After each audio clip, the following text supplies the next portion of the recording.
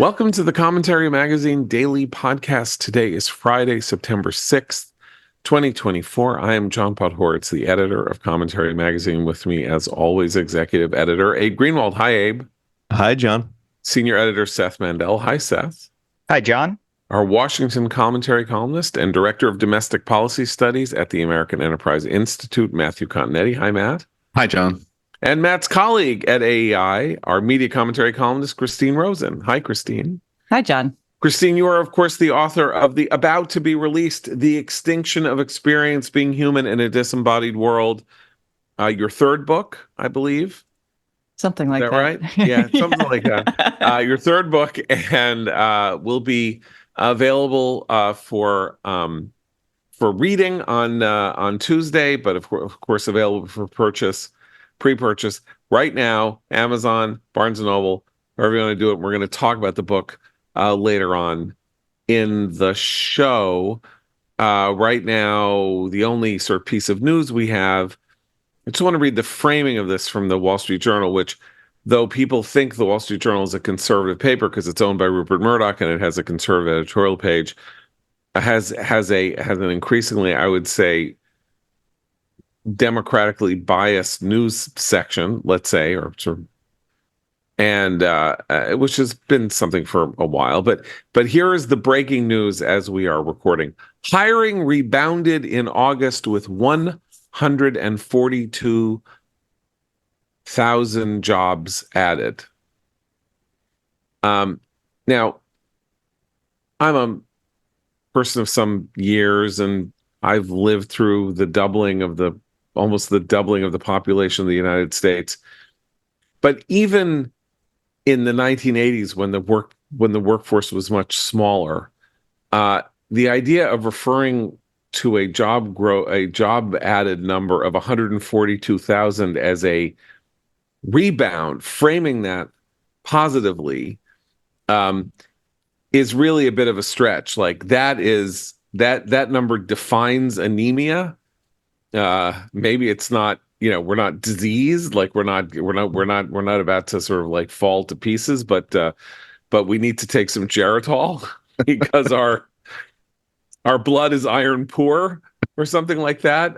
So we can see here and in some other ways that this is being covered, the extent to which the kind of consensus opinion is, let us attempt to provide good news to make people feel better as we are now 60 days away from the election. I mean, we should note other outlets are reporting that this number was less than expected, but they also... Oh, that's here too, by the way, but it's like 5 cents buried down. Yeah. Economists expected payrolls to rise by 161,000. So framing it as a rebound... and it's a very convoluted situation. Yes, because I just checked the futures, and the market futures are a little bit higher, and that's because the stock market's kind of rooting for a bad report because they would like the Federal Reserve to cut interest rates significantly at the next meeting, and so a disappointing report would, I think, goose the Fed into cutting big. But the Fed has already indicated, said that they're going to. The time has come. Yeah, the time has come. But now the real question with the markets is how big. Are they going to do half a basis point? But the generic point, to use a phrase our incumbent president is that it's just very hard to make out what's happening in the economy. And voters are still pretty pessimistic about the state of the economy and about the future of the economy. And it is true that some measures of economic optimism have increased, but that's really, I think, because of Democratic-leaning voters being more optimistic about Kamala Harris's chances. So the overall picture of the economy is you still have wages not reaching matching the price increases over the Biden term. And you have a murky job picture where, as Seth has pointed out, you get these job numbers, but then inevitably they're revised in the next report. And lately they've been revised downward. So I think this is it's a muddle, just like the polls, but it's a muddle that kind of I think helps Trump, whose economic message and portfolio is among his major strengths in the election. And he gave a very big speech yesterday, an hour. Speech was an hour long at the New York Economic Club. Then he took some questions and he kind of booted a question that was not on economics, on childcare, which he clearly hasn't Has no interest thought much about, shall we he say. does not care about At least he child didn't care. say get yourself a nanny, right? And indeed, let's just stipulate for the record that the role of the federal government in affordability of childcare should be zero. But nonetheless, he didn't handle that right at the very end. But he gave a substantive economic speech, some of which I found disgracefully bad, like this Deus ex machina for all things that is represented by tariffs, which of course historically are economically very, very bad. But he's now looking at them as the magic bullet to save everything, to leverage our power, to create domestic manufacturing, to harm our enemies, to reward our friends, to make the sun shine 345 days a year in Seattle. I mean, I don't know. The claims for tariffs really began to verge on the preposterous. But I mean, basically, the fundamental case he made in the speech is that he wants to liberate the American economy from the shackles that have been placed on it by the Biden administration, and by the Biden administration specifically, right? He says we have more oil, meaning in the form of things that can be fracked, underground than Saudi Arabia and Russia have put together. Full exploitation of those resources could have a transformative effect on the American and the world economies, geopolitically and economically. Regulations are bad, and if you follow the Harris approach, you're going to have a massive tax increase at the end of 2025. And we talked about this yesterday, about how her efforts to somehow place herself as a tax reducer by increasing taxes by 40%, which I think is the subject in part of Matt's excellent column today in the Washington Free Beacon, freebeacon.com. You should go there and read it. So his case remains that's the strongest case, and he went and he tried to put substantive meat on the bones in the most substantive speech of his candidacy thus far. Performance-wise, people seem to think that he lacked energy. I thought that he seemed pretty focused and that he was trying to maintain a tone of seriousness and not borscht belt it. And so the way for him to do that is to maintain this kind of very even strain throughout the speech, to make it clear that, he means business, or he's not just, going to be a tumbler. And I thought that was reasonably effective. Nobody was watching. I don't know if 1 million people watched it. That's already a lot. But I thought it was potentially indicative of the fact that the debate is in 4 days, 5 days, and that he knows he's got to draw these contrasts and try to land these punches, particularly on the economy. And he's gearing up to do that, and is getting the factoids in his head for him to be able to spew them out without notes on Tuesday night. Well, that was his sort of strength in the debate he had with Biden, right? His usual set point is thinly concealed belligerence. But when he goes calm, people are like, wow, is he old? What's happening? It's such a shock because we're used to that baseline. The new baseline is working for him. It will work for him very well in a debate with Harris, who is going to obviously try to draw him out and needle him a little bit, get him angry. I had two takeaways from the economic speech. The first was this commission on government efficiency he's proposing, that Trump says would be led by Elon Musk, not leaded by Elon Musk, and that whether it happens or not, whether Musk is conflicted to lead the commission is another question. But I think the Musk name goes a long way, especially for these younger male voters that the Trump campaign has been targeting. And so Trump is going into this debate with a wide range of allies. Now, they tend to be kind of on the MAGA, new right, America First side of things. So it's allies like RFK, Tulsi Gabbard, Elon Musk. But the way that people consume media now, those names actually carry a lot of weight. And the second takeaway was this desire on Trump's part for a sovereign wealth fund for the United States, which, again, I think is a terrible idea. I don't think it will happen, but it shows, again, Trump's kind of economic nationalism at work, right? I mean, we're going to build up these tariff walls to promote domestic industry, or so he says.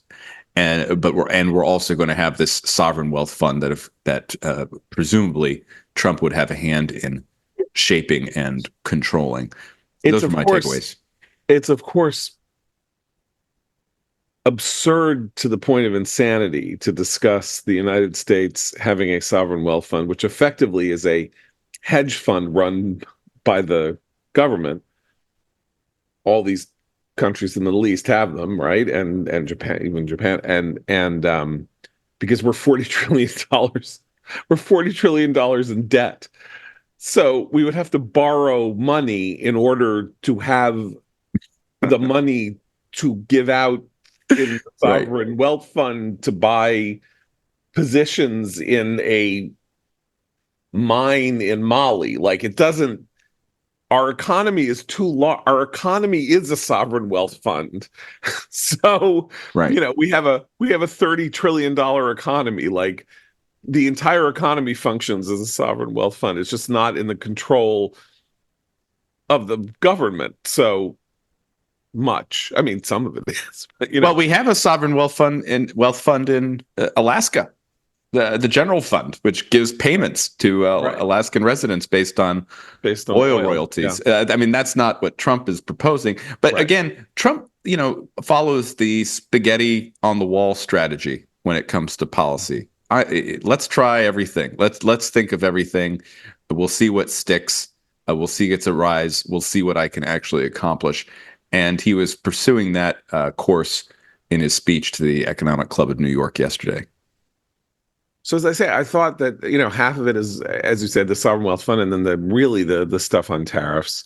Yeah, has really, are we going to have this argument again? We've been having an argument about tariffs in the United States for 250 years. So don't get me wrong that the idea that we should say tariffs are closed. Tariff man is back. Yeah, if he wins, right, the tariff man is back.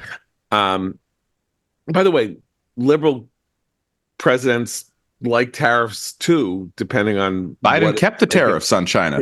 And then it depends. Like, tariffs are used as weapons, and there were times in the 1980s when conservatives, neoconservatives were aghast at the failure to use tariffs in certain ways because some companies in some places were aiding the Soviet Union, were selling technology to our enemy, and the idea was, why are we letting them do that? They don't. So aren't there ways in which we can punish them for this? So it's not beyond conversation to talk about tariffs. It's just the idea that they represent a kind of way out of the economic questions that we face is a delusion at best. It is funny to me to contemplate Trump's new love of President McKinley, who is also an icon for George W. Bush. And so for Karl Rove, right? And for Bush's top advisor, Karl Rove, who wrote an entire book about William McKinley. So it's just an amusing kind of thread that connects these two extremely different Republican presidents. Yes. I gotta say, anyway, I think most of this, to me, sounds like it's going to strike voters. It's sort of apart from the election, with the exception of Matt's point about Trump surrounding himself with these figures. The thing about these figures, yes, they are.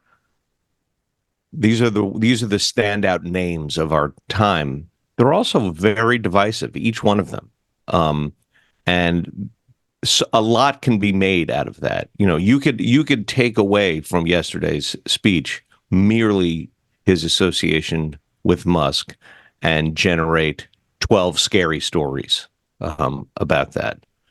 So it's a risky strategy, which is in keeping with him when he wins and loses. I mean, that he sort of goes there. I want to defend this thing with Musk because so he says he's going to create this commission on government efficiency, which, like every administration, as far as I can tell, has had. We're going to figure out a way to cut through red tape. This is Al Gore's job in the Clinton administration. This is so-and-so's job in this. Mitch Daniels is going to cut through red tape as Simpson Bowles. the head of the Simpson Bowles. Like last 30 years, this has been we can do so much just by cutting the red tape. Kamala Harris talked in her small business speech about cutting red tape. It is like some kind of fancy magic bullet. It's the waste, fraud, and abuse of this part. That what waste, fraud, and abuse is for the healthcare part of the budget. That's what this is. Exactly right. So, but there is also a respectable tradition in both parties forever of taking leading American industrialists and saying, will you commit some of your time and energy to bringing your wisdom and knowledge of how the markets actually work to give us a sense of what it is that Washington is doing wrong with the markets? Like, I don't go back 80 years to the dollar a year men. Those were the American businessmen who went to work for the federal government during World War II to help figure out how to ramp up industrial production so that we could have a wartime economy manufacturing hundreds of thousands of tanks in an order of months and that sort of thing. But it's not just there. I mean, do we think that Kamala Harris becoming president wouldn't want to tap Warren Buffett to do X or Bill Gates to do Y, whether or not they have regulatory issues before the federal government? All businessmen of any success have regulatory issues before the federal government. It's all nonsense anyway. And maybe you can make political hay out of it because Elon Musk is controversial. We'll get to one of the many ways in which he's controversial when we talk to Christine about her excellent book, The Extinction of Experience, Being Human in a Disembodied World, in a minute. But nonetheless, this is totally conventional. He is taking the biggest businessman who has endorsed him and saying, he's going to be, not only is he endorsing me, I'm going to bring him in to help us figure out how to run this lousy government better. And maybe it's controversial, but it strikes me as a matter of common sense. You have the second or third richest man in the world, and you're saying he'll come in for no money and take a look under the hood. Right. And give us some advice. And you know who else is asking Elon Musk to come in and take a look? NASA, which is now going to rely on SpaceX to bring the poor astronauts home from the space station. Right. So this is, again, it's an interesting, I think it's a little bit of a dangerous line of attack if Harris and the Democrats want to say, oh, Trump, he only cares about billionaires and all of that, because look at how he's bringing in Musk, and Musk is obviously like regulatory issues and all of that. I was just looking at the fundraising numbers. So everybody is blown away by the fundraising numbers, Kamala, and they deservedly so. Like Kamala Harris's fundraising numbers in 60 days are beyond anything the world has ever seen. It is beyond belief what she is raising and how she is raising it. Guess who she's raising it from? I mean, first of all, a lot of this is hard money. So hard money you can only give in $5,200 increments. It's not like you can get, $100 million from somebody. But which party is actually ballasted and supported by the money of billionaires? Is it the Republican Party? The Democrats. Oh, no. No. Yeah. No. Right? Who's spending $100 million on the Progressive Prosecutor Project? Who is doing the soft money to get Democrats elected to the Congress and the Senate? Whose money is that? That's, Progressive Insurance. That's, I don't even know these names. There are all these names, but I mean, the billionaire money in America in politics is easily 50-50 Democratic, if not Republican. And there's Well, more. and Yeah, go ahead. there's a reason you don't know the particular names of the billionaires the way you do about right-wing billionaires who give money to conservative candidates, and that's because the Democrats are wise to what that might expose them to. They have things called like the Arabella Investors Project. They have many layers and schemes and ways of making it difficult to even find out who's giving what to whom and in what kind of increments. So it's quite a clever strategy, but there is so much dark money on the left that no one likes to talk about, but is funding a lot of these efforts. And ProPublica doesn't expend millions chasing after the progressive donors. Exactly. Either. Since ProPublica is a project of the billionaire donors, right? But, going after Clarence Thomas's RV. It's like how dare Clarence Thomas have an RV? We're tracking it. We are gonna, from our private planes, we're gonna drop bombs on his head. The money story, Harris's fundraising, is interesting because, it contradicts one of Harris's main talking points lately, with the idea that she's the underdog in this race. And she said it again this week when she was in New Hampshire talking about small business. She has a part of her stump speech where she says, I know everyone's excited, but we're the underdogs in this race. Well, by the money, not really. She's outraising Trump, right? By polling, not really. I mean, she has a slight lead within the margin of error when you average the national polls. And the state polls go every which way, but she's definitely competitive in the toss-up states. Another thing that she has on her side, the media. And I was really shocked. We talked about J.D. Vance yesterday, John, but I'm going to come to his defense today because he gave a statement after the Georgia school shooting where he said it was a terrible thing that these school shootings have become a fact of life. And that was reported by the AP as J.D. Vance saying, school shootings are a fact of life, period. Yeah, let's get more security. School shootings as a kind of right, exactly. Dismisses and this ridiculous example of the drive-by media was denounced on social media. Eventually, the AP changed its language in the headline, but after the lie had traveled around the world 18 times, and then I look at my news alert from The Economist this morning, just before going on the program, and The Economist said J.D. Vance treats school shootings as just a fact of life. So the media clearly is also on Harris's side. So money, polls, media, she's not the underdog in this race. Oh, and incumbency. She's the incumbent. I almost forgot it because she's done such a great job. You're buying into her message, Matt. She's gotten to you. She has not been in office for the last 4 years. Well, and I think the J.D. Vance stuff is actually a sign of something else also, which is that, several months ago when Joe Biden was still the president, remember those days, and when he was still running for president again, there was a report that they invited a bunch of lefty social media influencer types to the White House to talk about or wherever it was, to talk about the campaign and how to, tweet and post and stuff like that. And one of them was Aaron Rupar, who is sort of infamous on Twitter for never tweeting anything true or accurate.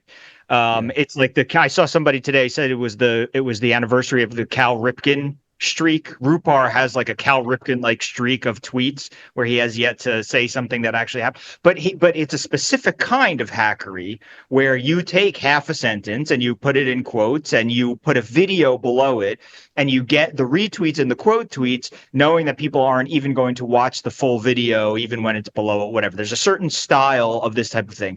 He was at this meeting.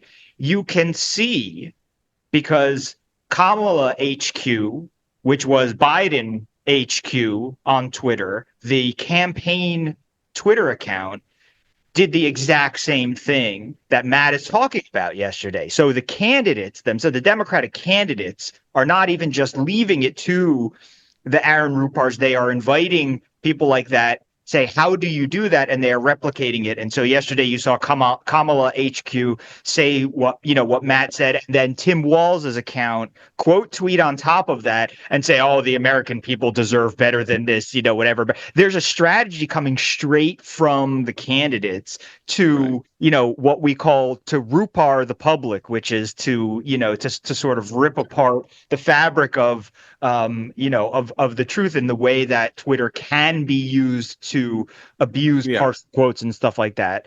So I have a theory about this, which is, and I'm trying to figure out, like, why do they think that JD Vance is such a target-rich environment? Why are they leaning on Vance?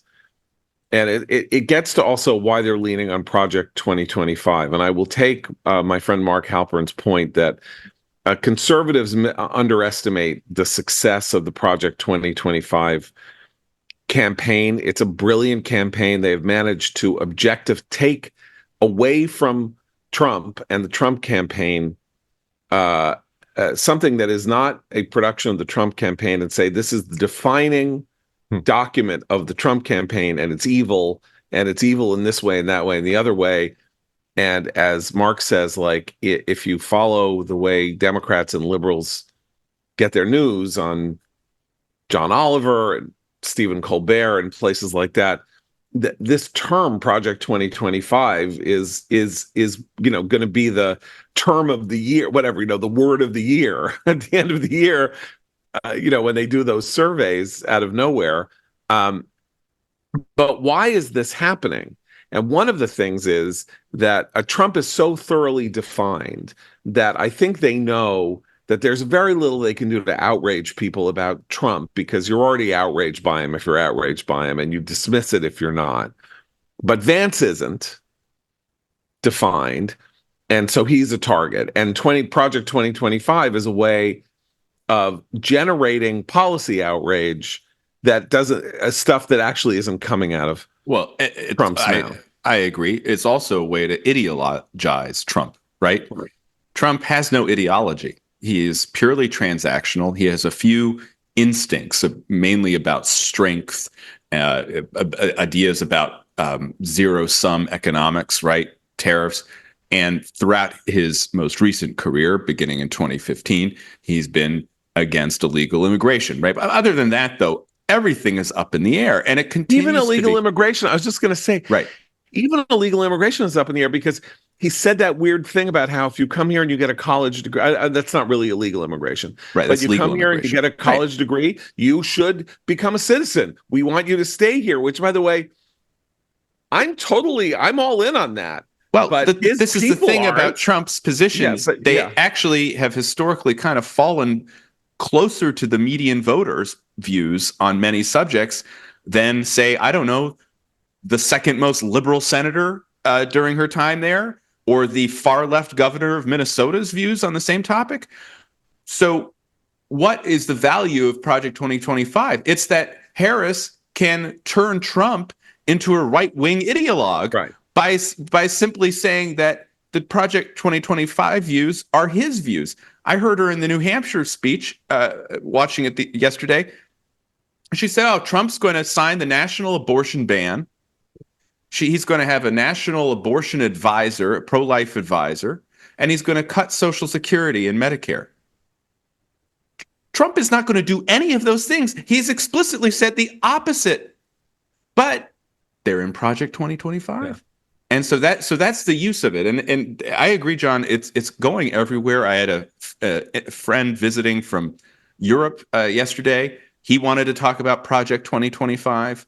So it's global. Yeah. And on Vance, it's a classic media pile-on.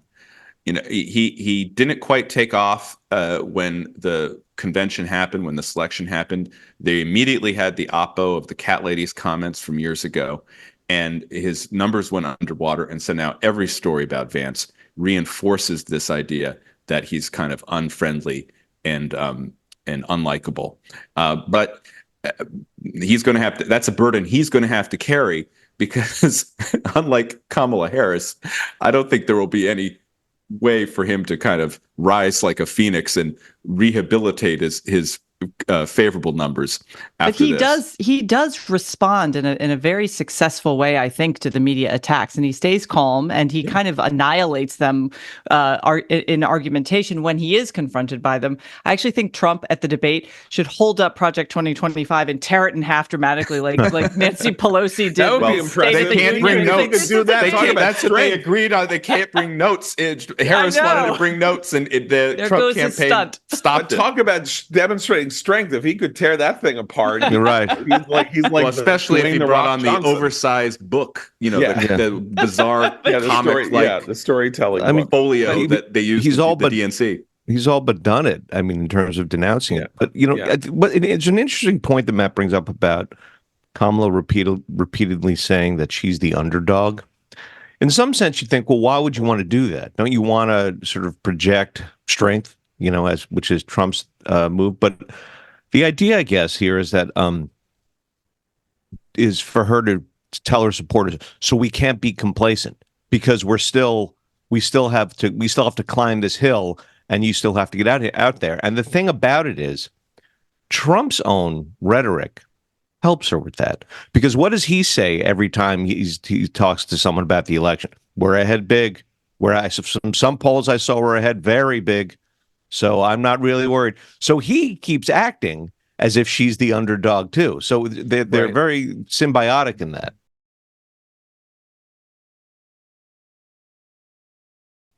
Okay, so two things to say about J.D. Vance and then about Tim Walz. So J.D. Vance's responses may be performatively acceptable, but I really do think that his refusal, that his decision to continue to hew to the NatCon right, particularly this week, appearing with Tucker Carlson after this horrific promotion of this World War II denier, and effectively Nazi apologist, is very disturbing. And I understand that Tucker's his friend, and he wants to be on this tour with Tucker, or they think that Tucker is going to, help create enthusiasm. But it's just bad on the surface. And then the thing I talked about yesterday about his disgraceful remarks about Liz Cheney, whom he can attack, and he can say, look, if she wants to become a Democrat, that's fine. She'll never serve in office again, and that's good because we don't need people like her. But that's not what he said. He said she killed thousands of our children, is what he said. And that is just, beyond the pale. But these two things pale by comparison with what Tim Walz did yesterday. Tim Walz yesterday spoke in support of the pro-Hamas protesters explicitly in an interview on the radio, in what is once again an interesting suggestion of why this choice of him over Josh Shapiro may have been the fatal error of this campaign at the very outset, the Harris campaign. So let me just read. Local Minnesota station. He's doing local Minnesota station. Yeah, because all he does is walk around Minnesota eating. I don't know if you've seen and waving, waving. He's waving, but wherever he is, he's carrying some paper plate. He can't wave when his hands are full with the fair food. Yeah, I mean, how long is the Minnesota State? He's been there for endless. 6 months. I mean, I'm sorry, go somewhere else. Anyway, here's Walz. Well, I think first and foremost, what we saw on October 7th was a horrific act of violence against the people of Israel. Okay. They have certainly, and the vice president said it, I've said it, have the right to defend themselves. The United States will always stand by that. Guess what happens now? But here comes the but. Yep. But we can't allow what's happened in Gaza to happen. The Palestinian people have every right to life and liberty themselves. We need to continue, I think, to put the leverage on to make sure we move toward a two-state solution. I think we're at a critical point right now. We need the Netanyahu government to start moving in that direction. But I think those folks who are speaking out loudly in Michigan are speaking out for all the right reasons. This is the vice presidential candidate of the Democratic Party in the United States. He's not saying people who just want a hostage deal are speaking out for the right reasons. He's not saying people who want the hostages to come home are speaking. He's not saying people in Israel are tired of this war and they need the hostages home. He's saying that the most extreme, the most radical elements among the protesters in the United States are speaking out for all the right reasons. Whom are they speaking out for in Michigan? They are literally speaking out for Hamas. The word Hamas does not appear in this 2-paragraph peroration by the vice presidential candidate of the Democratic Party of the United States, who says that the role of the U.S. government is to put leverage on our ally because what it is doing in defense of itself cannot be allowed to happen. I am happy that he said this in one respect because it surfaces something that is an undercurrent that we keep assuming is a voice in the precincts of power, but that they pretend isn't. So now we know it is. The number 2 person on, in this effort to to stay in power in the United States has said that the problem here is Israel, and that Israel has defended itself in the wrong way, and that the people who want Israel to stop are right, and that they're right to do it in the way that they have been doing it, which is to support the terrorist group that caused this war, and that, by the way, just killed 6 people, including an American. And remember, of course, when he was asked on the day that we got the awful news that the 6 hostages had been executed by Hamas, he ran away. He didn't answer the question. He had food in his hands. He had food in his hands even then. Now, this is his first statement. And what is this idea that the pro-Hamas protesters are, like Demosthenes, speaking out, addressing the polis? Agora? They're in the Agora. The Agora. The Agora on behalf of the speaking out. They're not speaking out. They're throwing blood, fake blood on the street outside Anthony Blinken's home, which they occupied for months. They are harassing American Jews who are going to Hillel, right? They are vandalizing Jewish-owned businesses. They are vandalizing American statues and symbols of America. We just had the big rager at UNC for the frat bros who protected the American flags against the pro-Hamas crowd there. They're not speaking out. They're harassing, and they're violent, and they are forwarding the cause of a terrorist group inside our borders. And also something that John's been saying for months is about how the Harris and the Harris campaign speak as though the war was frozen months ago, right? They talk about like the deaths in Rafah have to stop, even though there's no, there aren't much civilian casualties in Rafah because they cleared them out. Tim Walz's statement doesn't talk about the fact that an American was just executed. He doesn't mention the fact that Hersh Goldberg Poland was just executed by Hamas over the weekend, as well as the 5 others. So like, there's no, it's this sort of, they have their statement, and the statement is do more, get ceasefire deal, death bad. And that's all they say, no matter what's going on. But he doesn't even say get a ceasefire deal. That's what's interesting about the Walz statement. Again, I mean, so it's extemporaneous. He's being interviewed on a show. He doesn't have a card in front of him where he's reading out the official talking points. But he's not talking about a ceasefire deal. He's talking about a 2-state solution. He's going right. Israel has been killing too many Palestinians. They have a right to live in life and liberty. 2-state solution. Does he say ceasefire deal? Does he say get the hostages home? Does he say anything that is not basically supportive of the notion that our friend Armin Rosen puts out here in a very brilliant little tweet that I had and I just lost? Well, John, he's a simple caveman governor from Minnesota. He doesn't understand these I am just Coach Waltz. I'm here. I'm happy. I'm bringing the joy. He doesn't understand the subtle. He can tell you where the best pork chop ice. So Armin said What Hamas did in killing the hostages was a masterstroke. It's a brilliant political play. It has put the sole pressure that is now being put on in the wake is on Netanyahu, both inside Israel and out. There is no pressure on Hamas. First of all, you can't put the pressure that's being put on Hamas is being put on Israel by continuing to conduct the war. By the way, an astonishingly new set of developments. Seth alluded to this.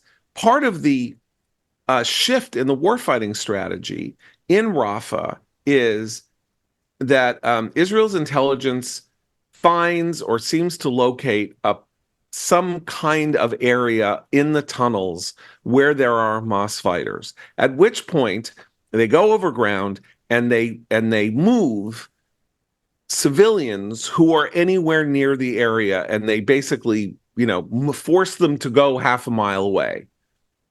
And then they drop a bomb on the site.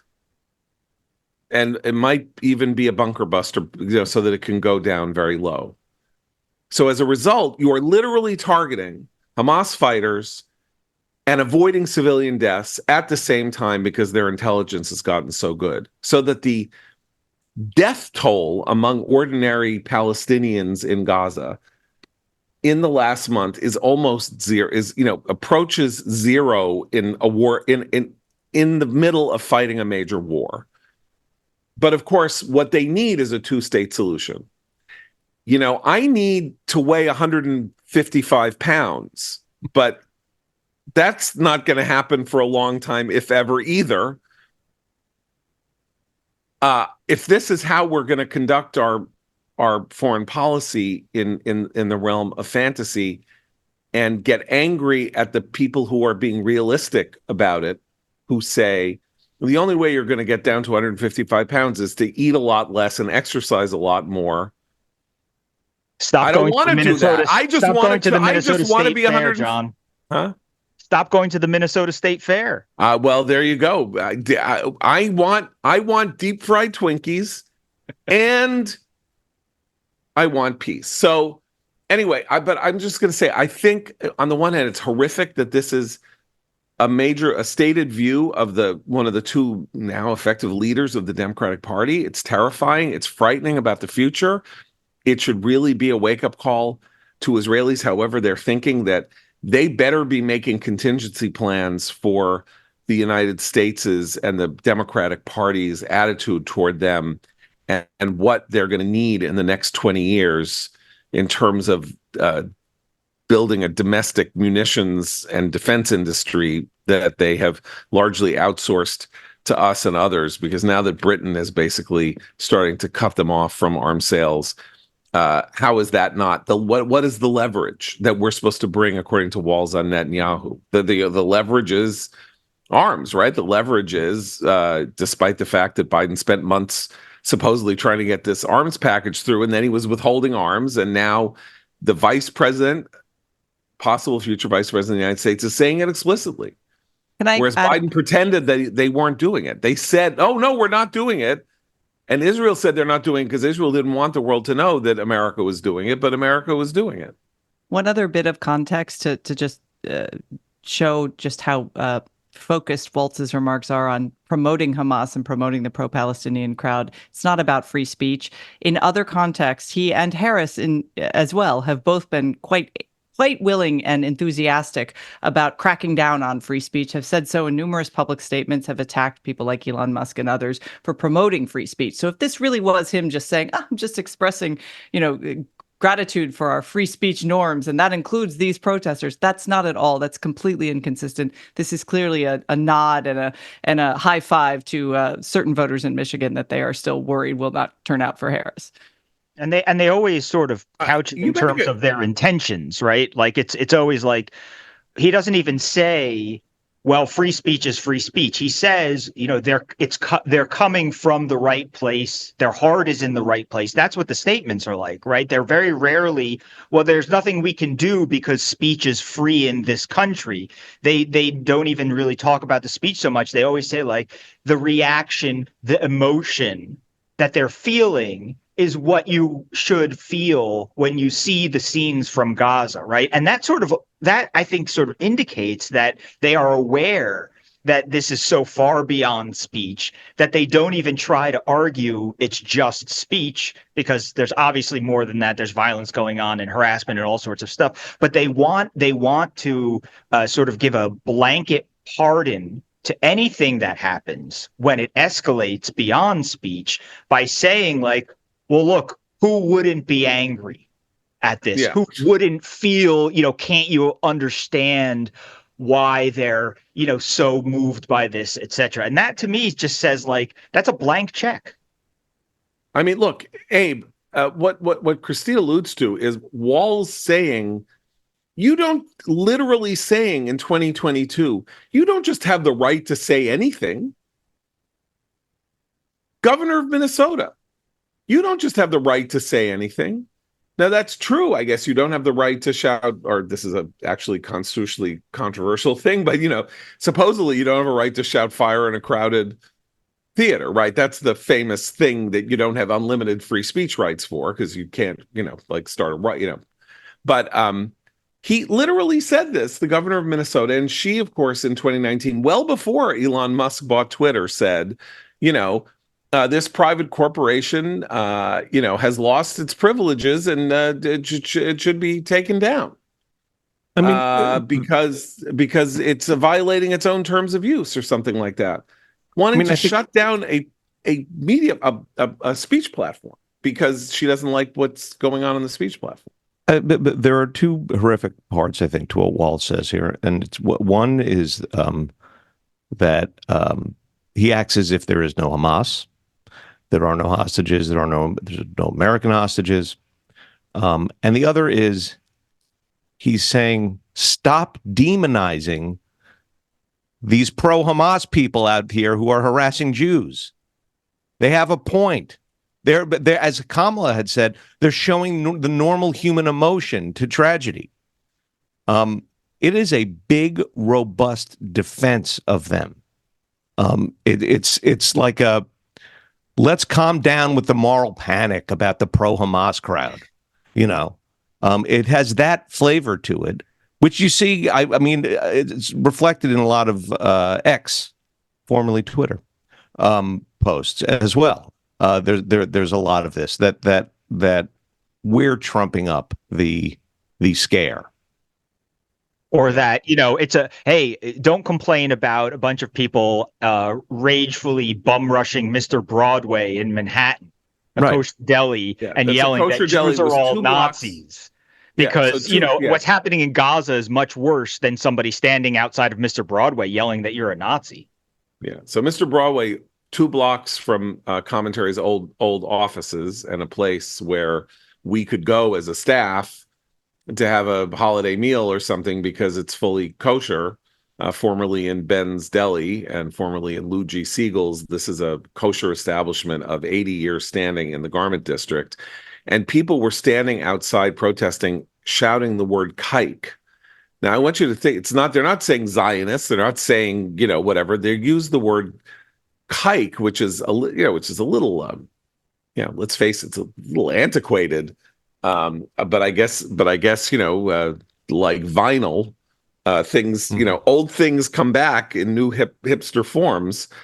So just in case you were wondering whether or not the protests against Israel are in fact protests against Jews, every day there's yet another reminder that this has nothing, it's not that it has nothing to do with Israel, because Israel has everything to do with Jews, and Jews have everything to do with Israel. But that is not the target. The target is the Jewish people as a whole, in aggregate, in the United States and everywhere else. Christine Rosen, we have been somehow I've turned this podcast today into a bit of a defense of Elon Musk, and I think that in your fine book, The Extinction of Experience: Being Human in a Disembodied World, to be ordered right now, everybody who is at a computer should go just open a new window and order it on Amazon. And if you're listening on your phone, please, take a verbal note in your notes app and remind you to do this. Probably not a hero of yours in the world of the mediated experience that you say is the kind of human crisis of our time, that we are not living directly as humans with other humans in nature, in our bodies, but rather experiencing everything at a remove through mediated experiences, Twitter being the one that I'm most mediated by, shall we say. Well, I should say I will defend Elon Musk on a number of points. I actually think he's a kind of wildly inventive and unusual person who's done a great deal of good for the world, and I do like his stance on free speech. He does, though, in terms of techno enthusiasm and excessive techno optimism, fall on my he's a little too impatient scale in terms of Silicon Valley types, and his Neuralink neural implant, which is going to help and has already supposedly helped lots of people who deal with neurological challenges.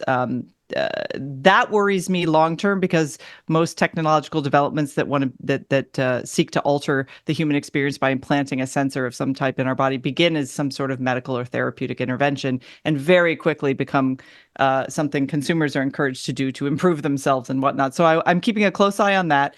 He's also just generally very enthusiastic about how we are currently having, political debates and whatnot on these social media platforms, and fairly dismissive of that. He's also a fan of, extending human bodily limits beyond, downloading one's brain to save for later. We should be immortal. That sort of sensibility, which as a conservative I find deeply concerning, because I think part of what helps us understand what it means to be human is understanding that we are finite, that we have limits, that we will one day die, and we need to think about what we leave behind for the next generation. So on that score, he's way too optimistic for me. But on other things, I will applaud him for his actions. But Twitter is the virtual town square, right? That was the concept. No, well, but the concept of Twitter, yes, and Facebook was that too, it would be a virtual town square. And yes. I think the very idea to you of a virtual town square is the ultimate oxymoron, right? Because and this is a center, though it's not at the center of the book, it is sort of a centerpiece of this argument about how we are outsourcing our being human to our connecting ourselves to machines. Can you talk some about that? So I have no problem having sympathy for anyone who embraced what was sold to us about platforms like Facebook and Twitter as being digital town squares, virtual town squares. This was actually a huge part of their marketing to people. But we do know, again, if you're a conservative, you understand that there have to be barriers to entry for communities. There have to be ways in which we hold each other accountable when we're in groups, face to face, having discussions of any sort, and that there has to be scale for a lot of these negotiations. What was promised to us was that we can remove place, we can remove time, we can remove all those limits, and we can still be thoughtful human beings debating really important things. What we found instead is that when you have zero barrier to entry, and in many cases anonymity or a way not to be held accountable for what you say, we all become fairly nasty and brutish when somebody says something we don't like. So this is not news, but it should have, I think, immediately undermined this utopian idea that we could just take a town hall meeting or a school board meeting, put it online, and we'd all just participate more and it would all be good. And we've found that that's not the case. And instead of changing course and saying, maybe we should rethink how we use these technological tools, if they're good for every aspect of life, we just keep sort of steaming ahead and saying, well, we'll figure that out later. I think we're at the point where we need, particularly in politics and in local politics, to start thinking about why that hasn't worked and going back to some of the old ways that, however dysfunctional they might have been, did have those limits, did have those barriers to entry, did force people to be responsible for their own words and behavior because they stood there in front of you and they stood behind what they said. So, I don't know what more to say except that this is a landmark book in the conversation about where we are going with technology, and at the very least, becoming conscious. The most, assuming the audience that listens to the show is as I do, sort of uncommon in the sense that it's, literate, engaged with issues and all of that, that we are, as I am when I am not watching my weight, unconscious. Well, you were also an unconscious. active participant in the virtual town I square. am. I was wondering, did Christine interview you? Because you're in the virtual town square. I scold him constantly. I scold him all the time about his Twitter. It's true. It's true, and she needn't, because I'm right there. But I'm just saying that what's really important about this book is the act of making people conscious of the changes that are being wrought, because the changes themselves are designed to be invisible. Yes. To be frictionless, and to simply be so convenient, and so much a way of smoothing our lives out, that we are not cognizant of the ways in which they are altering things. I think it's easier for parents to see it, because most people are alarmed or discomfited or made nervous by the engagement of very young people with machines and screens, and know that there's something wrong with it, and that there's got to be a way to figure out, and that we struggle to make sure that we limit this, so that they are having real world experiences, and so they do have a life outside of a screen.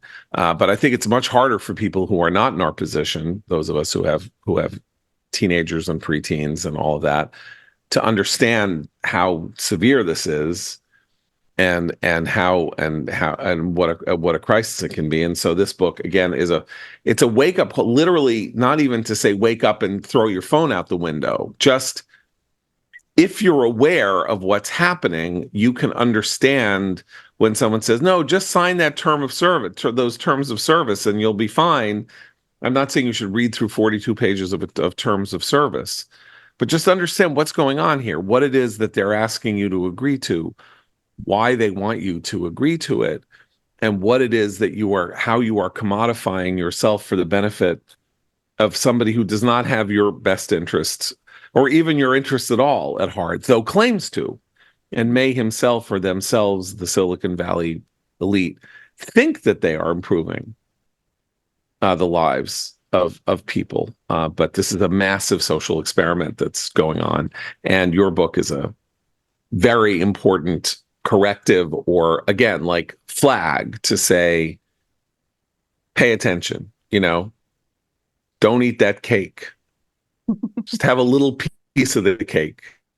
Don't eat the whole box of Entenmann's. Just eat it virtually, just eat it online. Anyway, so that's The Extinction of Experience, Being Human in a Disembodied World by Christine Rosen, which, of course, will be our final commentary recommends of the week, because we have been recommending it all week, but it's. And can I say one thing? Because several people have asked me. Yes. I was not allowed to do the narration of the book. They'd already given it to. They had someone else. So several people have said, "Oh, are you narrating your own book?" And our former colleague Noah Rothman did narrate his own book. I did mine. I asked, but they had already. That's terrible. They'd already given. I heard good woman, things Susie, about your narrator, though. Yes, Susie Althans, who's wonderful. She did a fantastic job. I just want to encourage everybody. She's done other books to good reviews. So. Yes, she's very good. So I did not get to read it, but I think you'll enjoy her narration very much. I will say this one thing about having read my book, Bush Country, which is now 21 years old. That was among the most stressful experiences of my life. I enjoyed it immensely.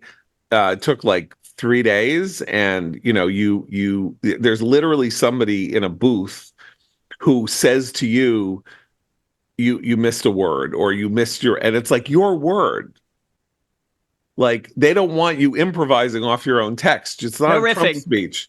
It's not a Trump speech. You are to read it literally as it is on the page, and you actually don't necessarily have the impulse to do that. Matt, did you get to read yours? Did you get to read yours? No, and I didn't want to, because it's 400 pages. You I have didn't just have a heard month? stories of authors who break down in tears. Yeah. The best Trying to narrate their I book. think It's Tolstoy. a hard job. It's a hard job. You can't be Norm Eisen, the former ambassador to the Czech Republic, who had Jeff Goldblum read his audiobook, his version of the audiobook. That's tops right there. So if you can I'd want Gary Oldman. I'd want Gary Oldman, but he would never do it. By the way, speaking of Gary Oldman, I did watch the first episode of the fourth season of Slow Horses, and it's really good. It's very much a setup episode for a more complicated plot, but it's one of these things where Oldman is kind of laying back through the episode, and then he just has like an absolutely killer final scene.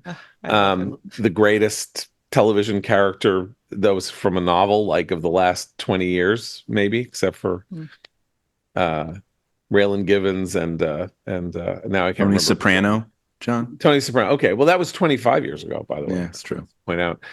Anyway, but yeah, it's back. So Yay. Slow Horses, very exciting.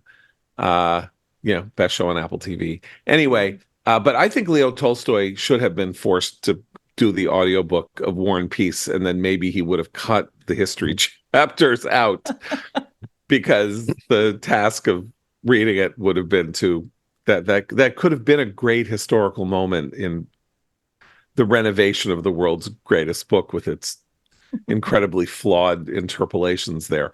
But here we are. Christine, you should have read your book. You have a beautiful voice. Matt, you should have read your book. You have a beautiful voice. That's ridiculous. But, okay, fine. You need to that keep just up means with the listeners news. have to come here to hear us. See, they just have to keep coming back. Okay. Come back next week. AI will make it possible, by the way, for them to program their voice reader to sound like. Well, that's Christine. true. They'll be able to put your voice from the podcast, Christine, into an engine and spit out the book. That's terrifying. That is both terrifying, and I'm sure it's exactly what's going to happen. I should point out next week, of course, the debate Tuesday night. It's Tuesday night, right? We will be doing an emergency podcast after the debate to respond directly to the horrors there too. So that'll probably, just for your planning purposes, we'll probably have that out, around midnight, Tuesday night, Wednesday morning, for people who just, want to wait up to hear what it is that we have to say. But we will be back on Monday with normal nonsense. Everybody have a wonderful weekend. For Abe, Seth, Christine, and Matt, I'm John Podhoretz. Keep the candle burning.